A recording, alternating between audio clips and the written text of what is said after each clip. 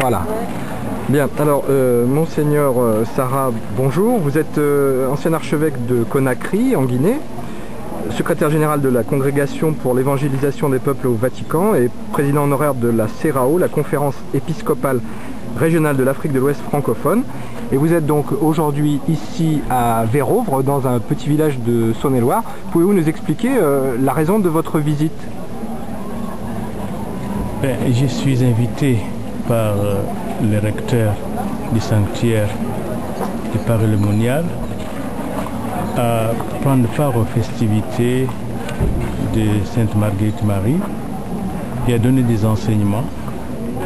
Et donc volontiers, je suis venu pour justement découvrir Sainte Marguerite Marie, donner le peu que je connaisse d'elle et prier surtout Sainte Marguerite Marie pour qu'elle m'aide aussi à entrer dans le cœur de Jésus.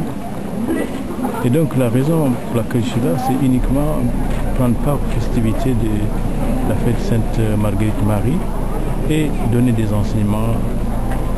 Le premier enseignement que j'ai donné, c'est sur l'évangélisation par les saints.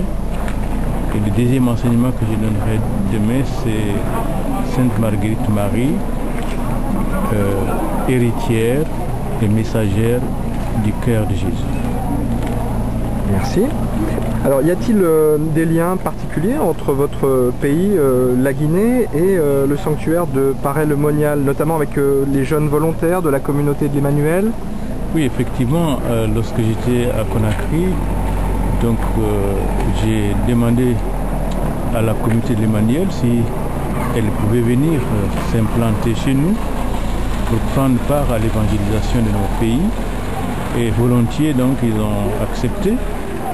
Et actuellement, la communauté dirige un dispensaire et prend part surtout à la pastorale des jeunes. Donc ce lien existe depuis plus de 10 ans. Et j'en suis très heureux. Vous expliquer le rôle de cette institution au sein du Vatican?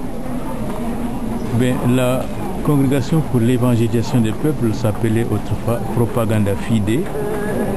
Et c'est un dicastère, un ministère qui a été fondé par le pape Grégoire XV en 1622.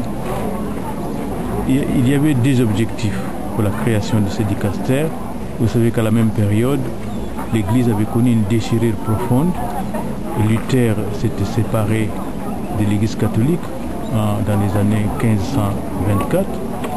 Et en 1535, le roi Henri VIII d'Angleterre avait aussi quitté l'Église catholique pour créer l'anglicanisme.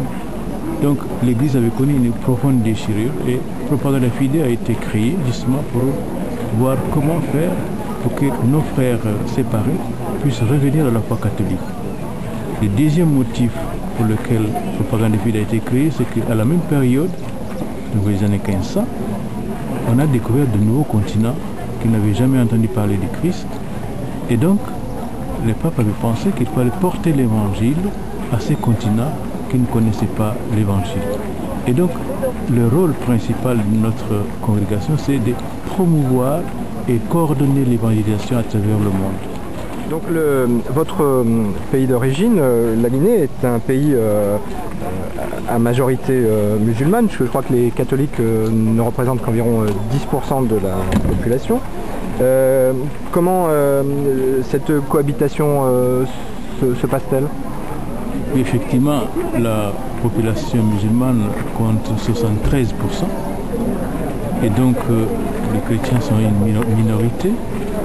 Mais nous cohabitons d'une manière très pacifique. L'Église essaie d'être celle de la terre dans cette mer immense des musulmans. Et par bonheur, en tout cas, il n'y a pas de fondamentalisme, il n'y a pas de heurts entre chrétiens et musulmans. Nous cohabitons parfaitement bien. Et même dans la même famille, on peut trouver des chrétiens et des musulmans. Et donc, naturellement, ça ne veut pas dire que nous n'avons pas une action à mener pour qu'eux aussi connaissent l'évangile, parce que l'évangile a été donné à tous les peuples, à toutes les nations. Et donc, il faut évangéliser aussi, et ceux qui ne connaissent pas le Christ, les animistes, comme on dit, mais sans omettre aussi de proposer l'évangile aux musulmans. Vous auriez un petit mot pour la communauté africaine de Lyon et de sa grande région?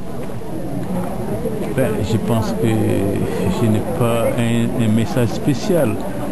Je souhaite seulement que les chrétiens africains qui sont dans ces diocèses puissent s'intégrer dans la communauté ecclésiale de Lyon, qu'ils se sentent membres du corps de Christ, parce que le Christ, par sa mort, a brisé les frontières ethniques, culturelles, raciales.